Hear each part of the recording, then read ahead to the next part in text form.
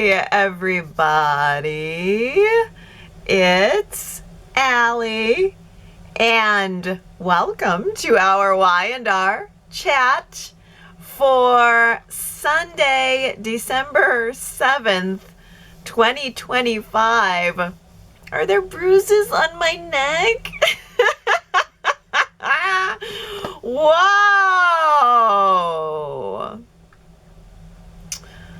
Audra slapped Claire, and then Claire tried to strangle Audra to death in the middle of society, practically crushed her windpipe.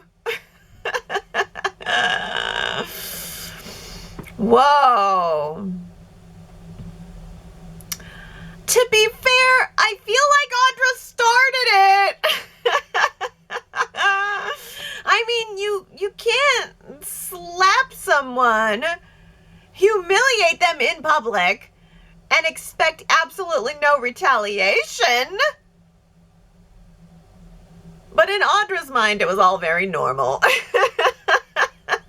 She smacked her, but yeah, it's just any other Friday. She said, yeah, but there's being a bitch, and then there's being homicidal. So she's like, okay, well, I'm a bitch. All right, I'll admit to that. But what I would have expected in return was not homicidal tendencies. Apparently, trying to choke her was a step too far. It's okay to smack someone across the face in public, but to choke someone in public is just, no, that's too far.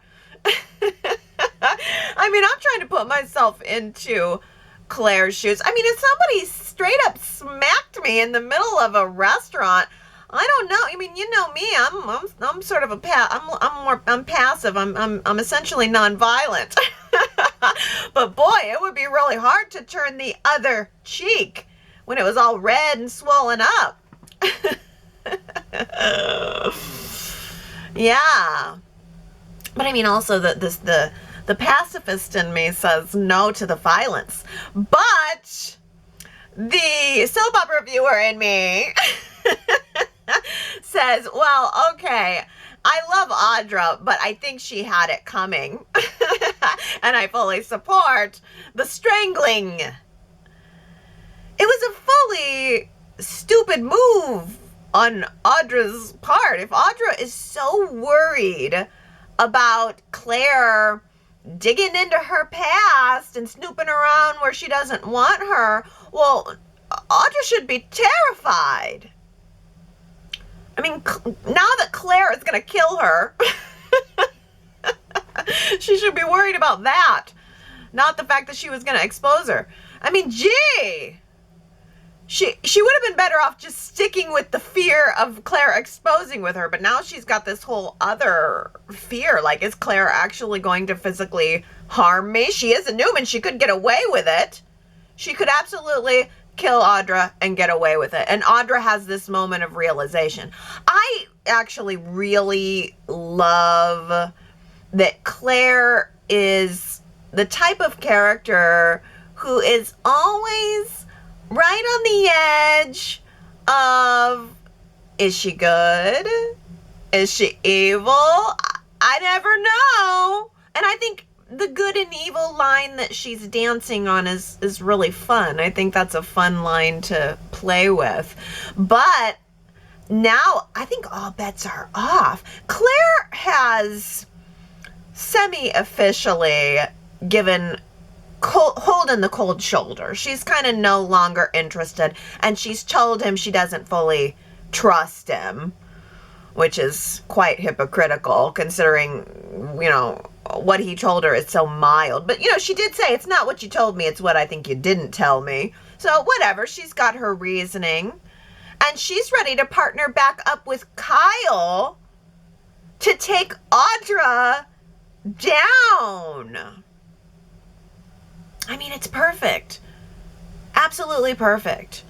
Audra partnered with Victor to break Claire and Kyle up, and that is what sent Claire down the whole delicious path of having a fling with Holden. But now that that is over and Claire is coming around back full circle to Kyle and is willing to crush the woman who came between them, literally crush her. I mean, and that's just great. And it's really great for Kyle, too, because now he can sit back and pretend like none of this is his fault, too. Victor used the all-powerful AI to run Matt Clark right out of town. This AI is like the ultimate soap opera super weapon. I mean, gee, bad guy kidnapped your grandson. Unleash the AI. Decades-old rivalry with Jack. Unleash the AI. The chef overcooked your steak at dinner last night. Unleash the AI.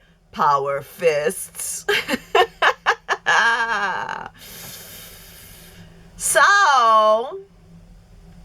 I mean, is that it? That's my question. Is this it? Did Matt just ride off into the darkness for now? Is that it? Or is he going to come back and have his revenge in Genoa City? I don't know. It was such a weird trip, too.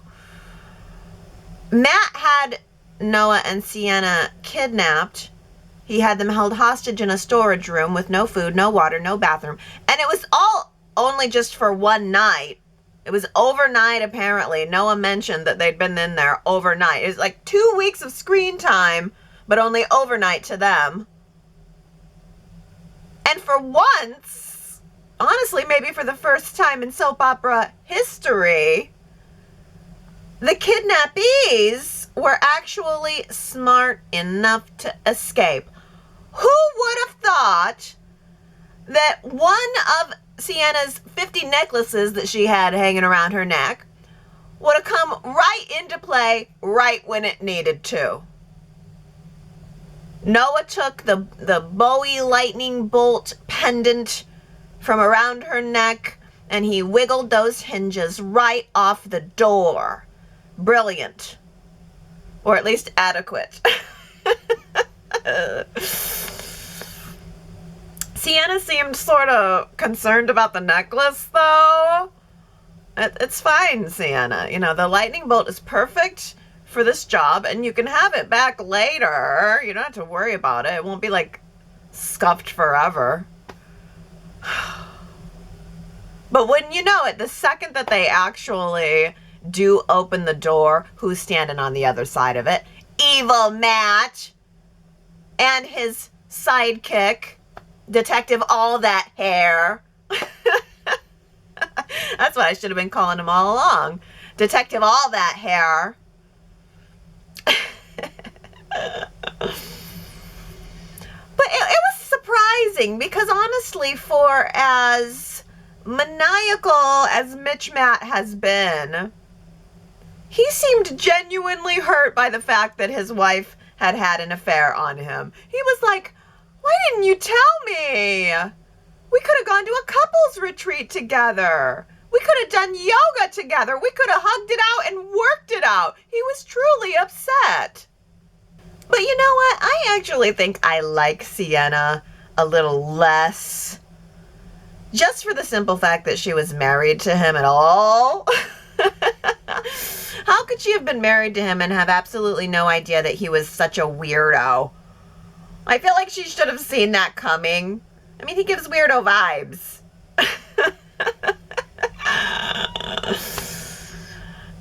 They just don't seem like they ever would have been a couple.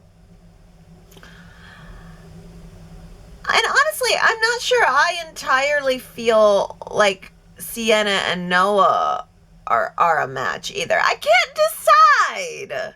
In fact, I want to put a poll question on that for this week. Why don't you guys tell me, Noah and Sienna, are you feeling the romance?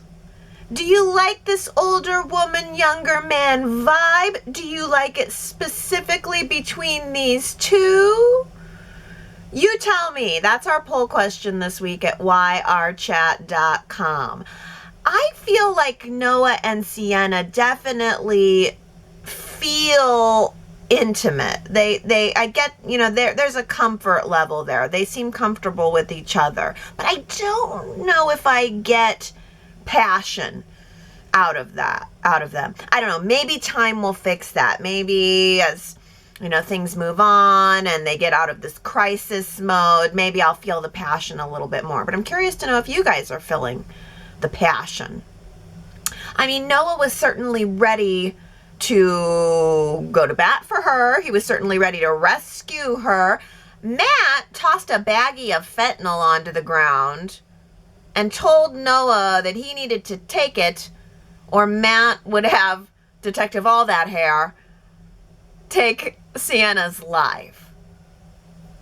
And it seemed like Noah was probably about to do it. But then the detective flipped. Suddenly, the gun was not on Noah and Sienna. Suddenly, the gun was pointed at Matt instead. And that would have been a really nice ending. Boom, you're under arrest. Matt Clark for selling drugs, goodbye.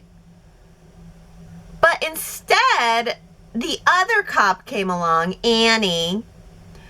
And while Detective Burrows was, expecting her to be there to back him up, she then turned around and pointed the gun at him instead of Matt. So that was kind of a double cross on top of a double cross. My head was spinning by the end of Thursday's show. It was so action-packed. So much fun. And just when it was looking really bad for Noah and Sienna, they just made a bold move and decided to push past both of the cops. They rushed out the door. They went back to the shadow room where Sienna rifled around and found some paperwork, took some paperwork, and then they both ran out back and hopped into a car. But of course, Matt was like 2 seconds behind them, and he jumped into his car and started following them. But while Matt was in his car driving, he received a phone call from maybe Victor Newman. I didn't quite get that. I feel old. I didn't understand it. Is that how caller ID comes up on a cell phone? If the number is maybe not someone in your contact list or something? Is that why? Why did it say maybe Victor Newman? Does that happen to you? And like if you get a call you don't recognize? I don't know. But Victor got Matt on the phone and told him, well, you better tell us where Noah is or I will unleash the AI. I will hack your business to pieces and take all of your money for myself. And of course, Matt said, no thanks. This is my game. We're going to play it my way. Silly him. Because then Noah called Nick and Sharon from the road, said that he was okay, he was alive, told them the story. And then Victor realized that, well, if Noah is free, then Matt has absolutely no more leverage. So Victor went ahead and unleashed the AI anyway. And apparently Matt was so flustered by this that he just gave up. He just stopped chasing them, sped away, off into the night, possibly forever, until not. Man, that was so action-packed. And it felt like an ending. It really felt like an ending. And I hope it was an ending. I don't see where we could go from here. I mean, Sienna has nowhere to go. She has no more business, no more husband. And of course, in the previews for next week, Noah is inviting her to come back to Genoa City. And I hope she says yes, because I gotta say, I need to never see the shadow room again. I'm sorry. I appreciate the LA vacation, but I am ready to go home. Victor has unleashed the AI to to destroy Matt Clark's business, to destroy Kane Ashby's business. But I'm gonna need him to hang it up and keep his hands off Jabot. I mean, honestly, I am really surprised that Jack's solution to the fact that he knows Victor is coming after him with this cyber weapon is to just go offline. Oh, sure. We'll just take our whole business off the internet entirely. We'll move our assets somewhere safe and just hope that Victor won't be able to find them. Really? You wouldn't maybe rather just go to the cops?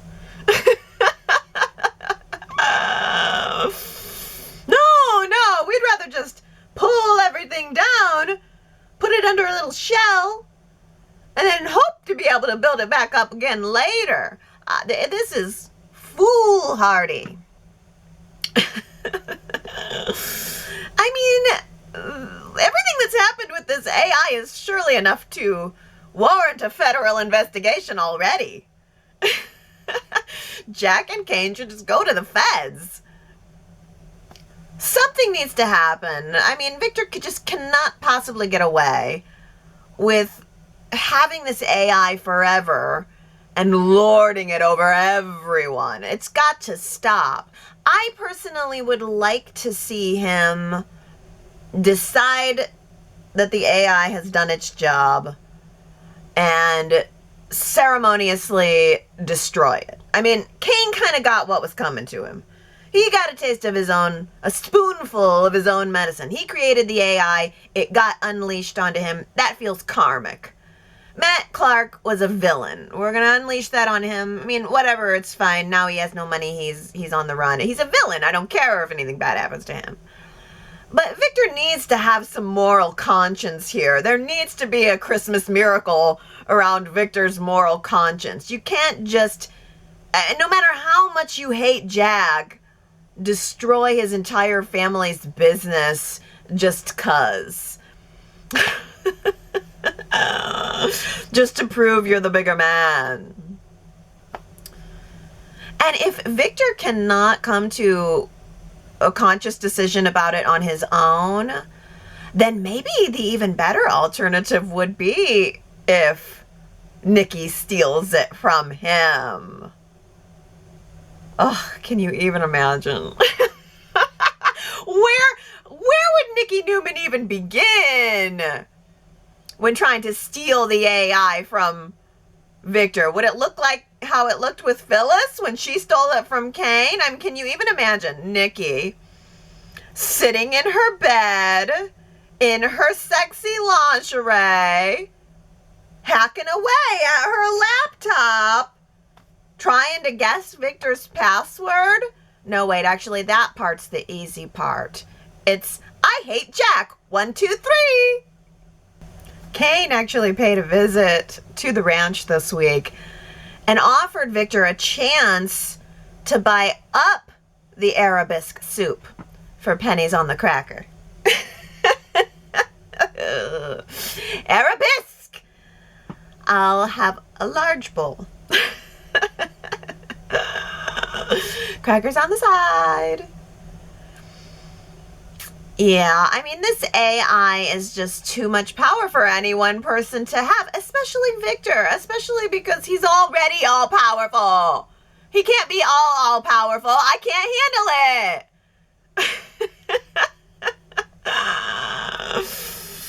I mean, there is literally no one who will be able to touch him as long as he has the equivalent of a nuclear bomb in his pocket. And it was actually kind of pathetic seeing Kane begging Victor to buy his company.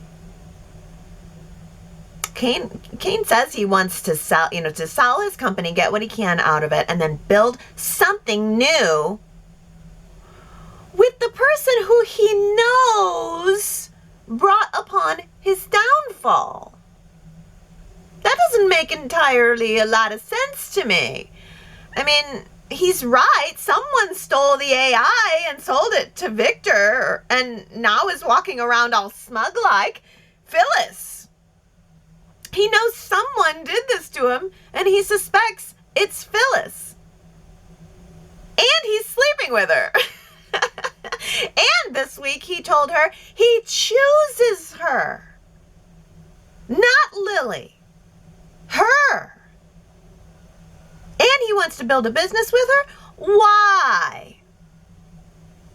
And who is this guy? I mean, ultimately, I'm not recognizing him. Losing everything has quite literally changed his entire personality, his entire tune. I mean, over the summer, he was this mysterious, brilliant, new billionaire. And now it's Christmas and he's just a poor little puppy dog. Seeing Audra, seeing Victoria and Nate together at the coffee house, laughing and being all cute, just somehow that actually put me on board with Victoria and Nate. Maybe it was just the contrast, because Audra and Nate were nice and they had some really good moments together.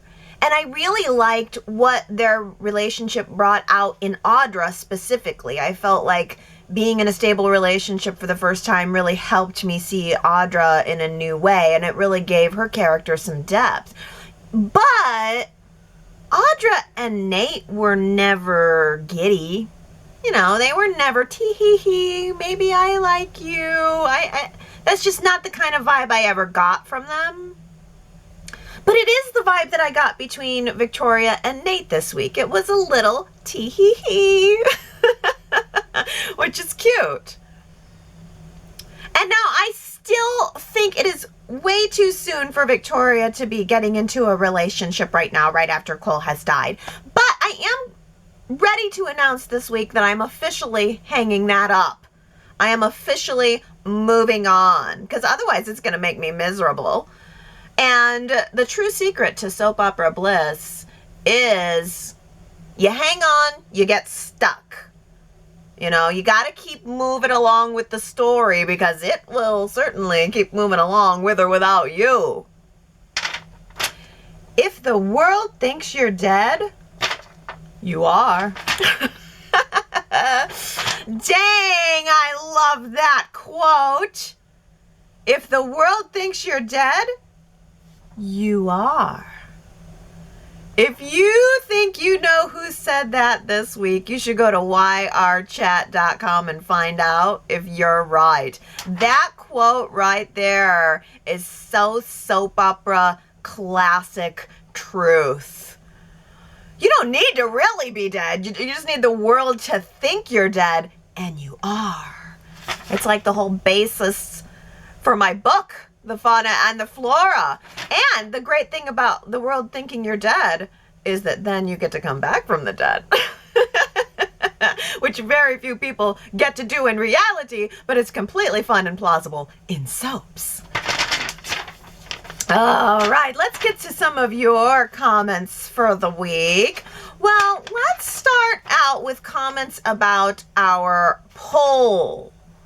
I asked you last week if Tessa and Daniel should bring it on or back it off. 57% of you say back it off, Tessa and Daniel. Angela says Mariah is having a nervous breakdown. She's trying to get better for her family. Tessa, on the other hand, is in survival mode and saving herself, as she says.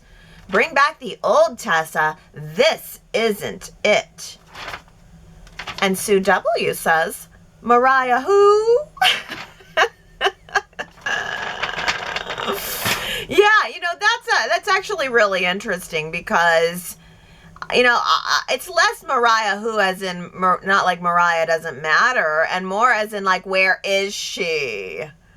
You know, it's harder. I definitely have started out being like, no, I want Mariah and Tessa to reunite. So I even think probably a couple of weeks ago I would have voted, back it off, Daniel and Tessa. Give Mariah and Tessa the space to work it out.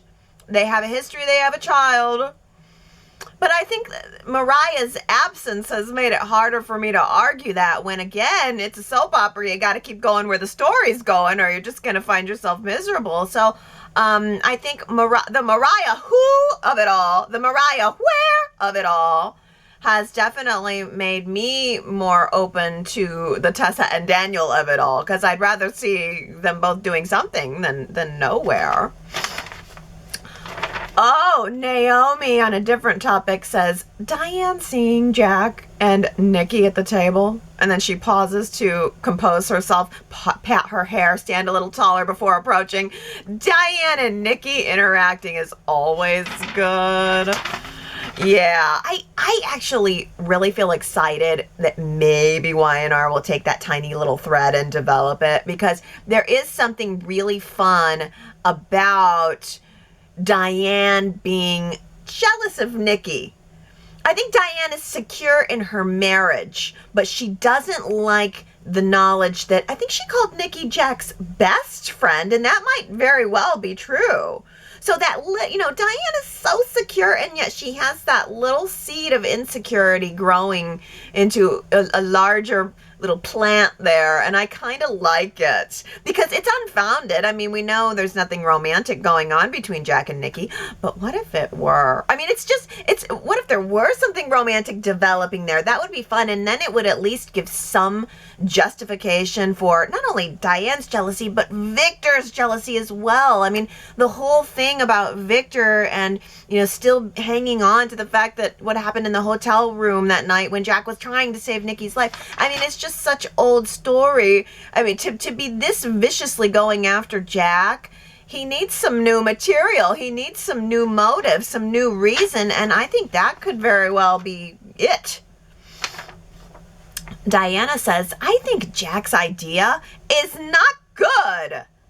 I think he should sell, in quotes, Jabot to Summer in Italy. She heads Marchetti, which is already a division of Jabot, so it wouldn't be a stretch. Then let's see Victor try and dismantle his granddaughter's company. And after 3 months, which is the amount of time Jack suggested to shut down Jabot, they could come back with a real defense against the AI, and he'd buy it back. Ooh, Diana, I like this approach. I miss Summer.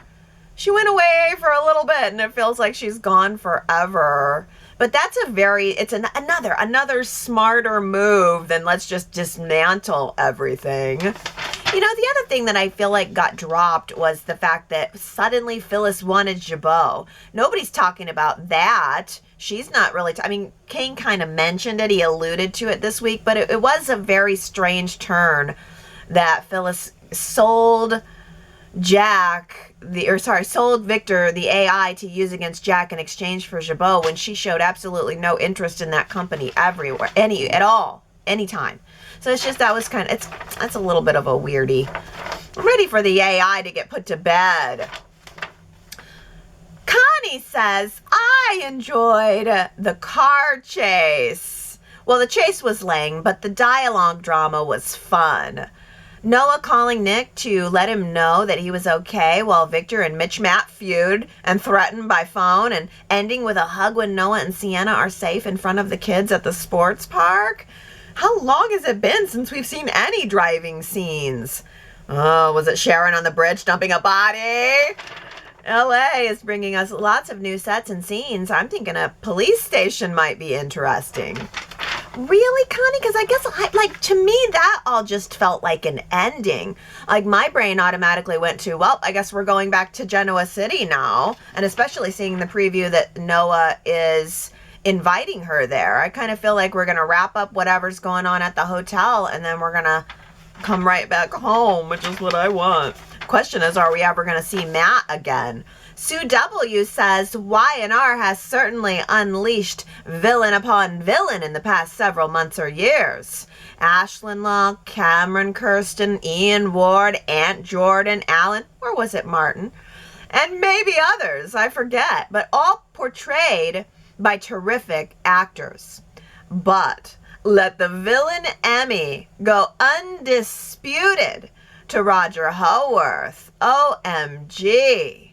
Just please once again indulge my continual gushing over this actor and how he plays Mitch Matt as utterly cuckoo for Cocoa Puffs. Funny, horrid, savvy, stupid, pitiful, and at times even relatable all at once. He reins the crazy in just in the nick of time to make it realistically palatable. Kudos, kudos, kudos.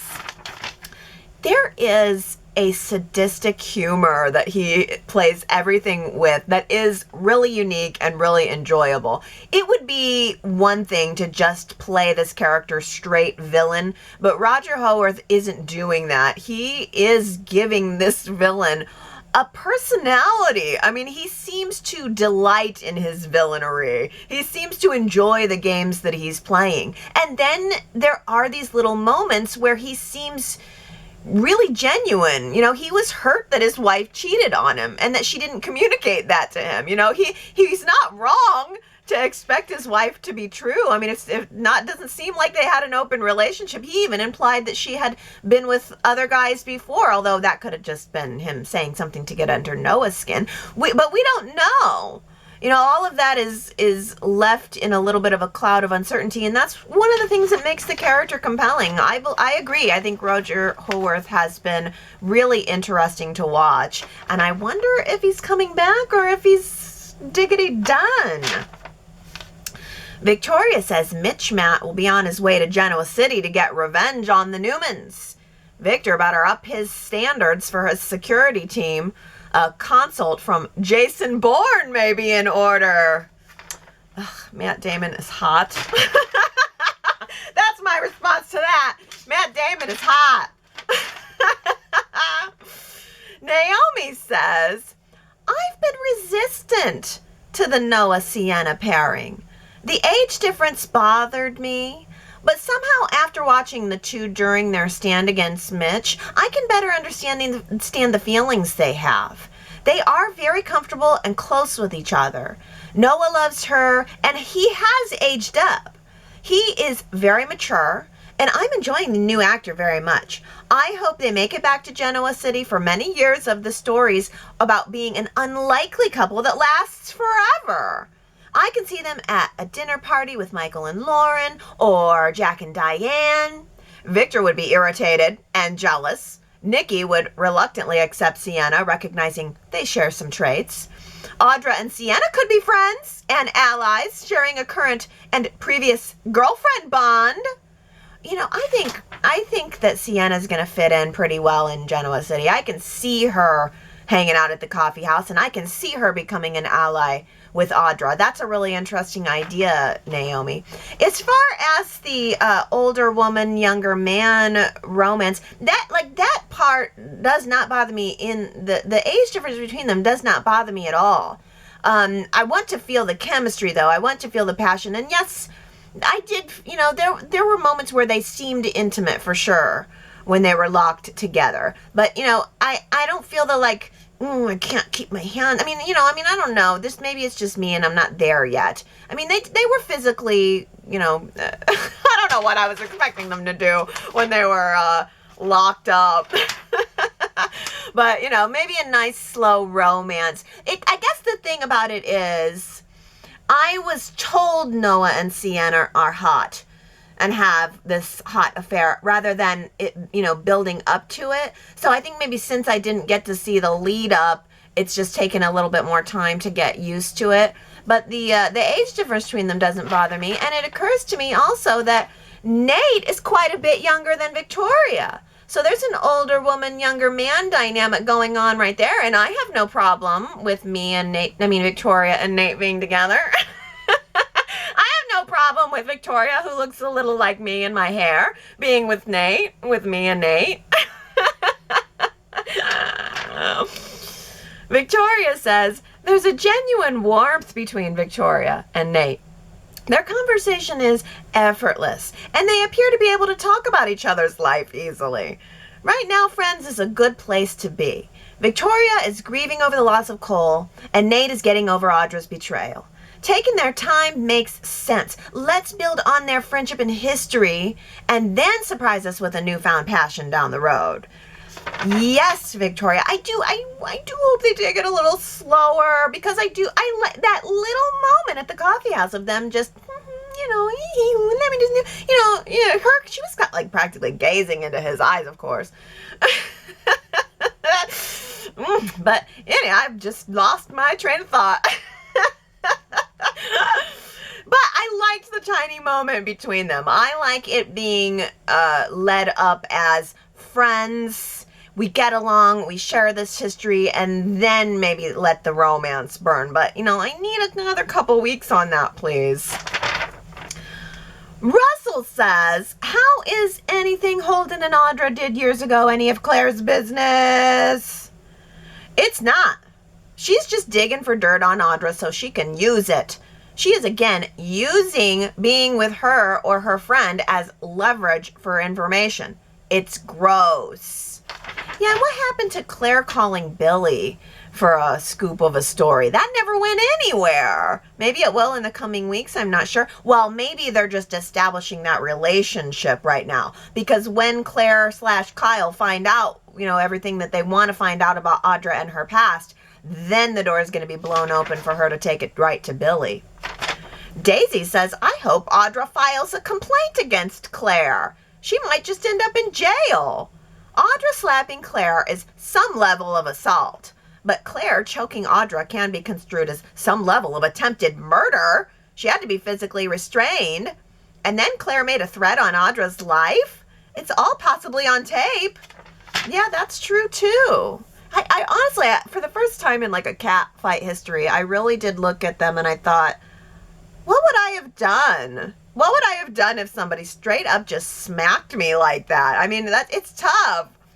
I'm sure many of you would be like, well, unquestionably you would, bite back. But, I don't know. I normally cat fights are all very fun, but for some reason on that one, it took me back. It sounded hard. They must have added some sort of great sound effect in over that because, and then Claire whipped back and then she came back and the look on her face was murderous. It was great.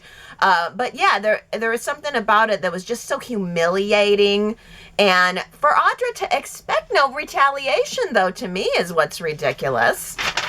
Of course Claire was going to retaliate in a soap. I don't know what I would do in reality, but in a soap, I know exactly what to do.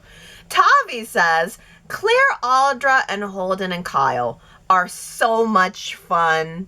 Audra slapping Claire and then getting strangled. Now Claire and Kyle forming an alliance to get rid of Audra. It's so good. It's the best young set on the show has ever had since JT, Mac, Billy, and Row way back. I was going to say it that way. Row. Why was no one ever able to just say Raul? Why is that such a problem? Raul is just too difficult. It's Row. But that's high praise, Tavi. I love those Glow by Jabot days. I have big affection for the Glow by Jabot days. And, Claire, Audra, and Holden and Kyle, they're maybe a little bit older than, I think they were like high school. Because they grew up on the show, though. But, they're young and they're fun. Agreed. Well, hey, how about this? I asked you guys a new fill-in-the-blank question this week. And it was, the thing nobody seems to be talking about but should be is... So here, I'm going to read them to you. The thing nobody seems to be talking about but should be is, number 1, Summer's Christmas conquering double luge at the Cortina Sliding Center guided by her mystery Olympian flame. I assume that's the guy she's dating, yeah. Are they going to recast Summer ever? I have to know that. It needs to happen, or are we still waiting for one of the Summers to come back? Where's Hunter King? Can we get her? The thing nobody seems to be talking about but should be is a successful Theo Vanderway back from Paris with Summer on his arm. Dang, that would be great. But it has to, the guy who played Theo was so good. If they brought him back, that would be really cool. But the thing nobody seems to be talking about that they should be is, in the soap universe, Lily's diminished fashion sense, carrying that luggage-sized black bag around as a purse everywhere she goes. Phyllis would definitely have brought that up on one of their tiffs. The thing nobody's talking about, Phyllis following up with Victor about running Jabot.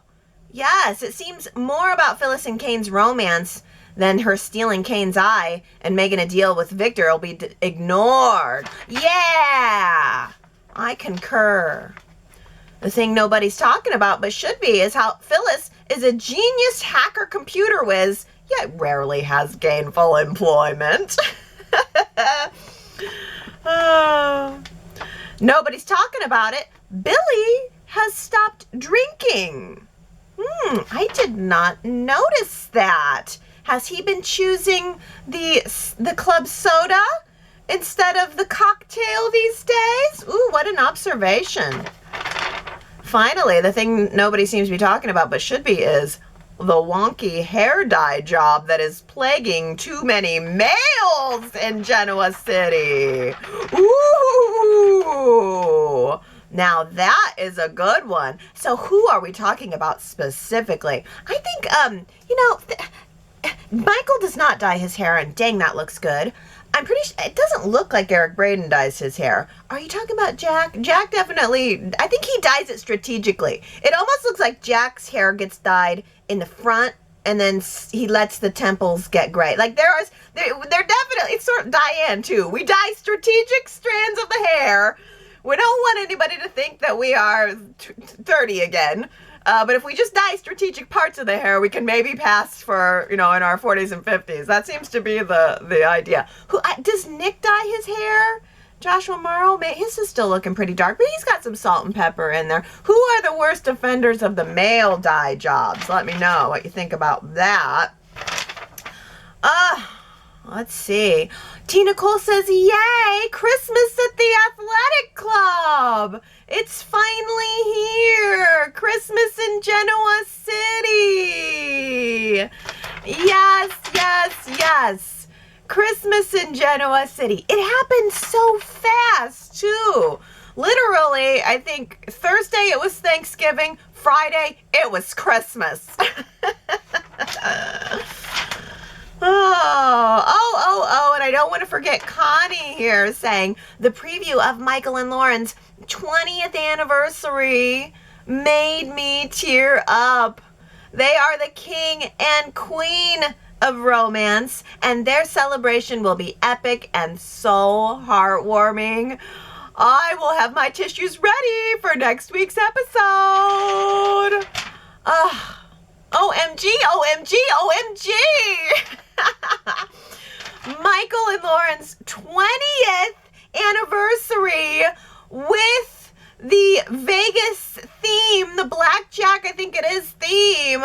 This is exactly what I needed as a follow-up to Danny and Christine's wedding. Oh, well, if you are reading the Fauna and the Flora along with me, we just finished Act 4, The Green Gala. So much gorgeous forest fashion, so much decor, so much drama, and that cake. Oh my goodness. I have been very busy this week posting shorts on YouTube and TikTok. If you would like to see how I am unleashing my creativity to spread the word about the fauna and the flora, you should look me up. I'm getting lots of new interest from non-soap fans, which is really delightful to see because we can't not view anything through soap opera lens. And so it's really interesting to see people who aren't familiar with the genre at all, people who didn't grow up with soaps, people who haven't been watching the same show for 50 years. It's interesting to see how they respond to it. I mean, the Fauna and the Flora is a soap opera in a book, quite literally, in all the senses, commercials and all. But drama is is drama, you know? I mean, even somebody who doesn't know The Young and the Restless, never watched a soap in their life, can certainly recognize a good story when they read it.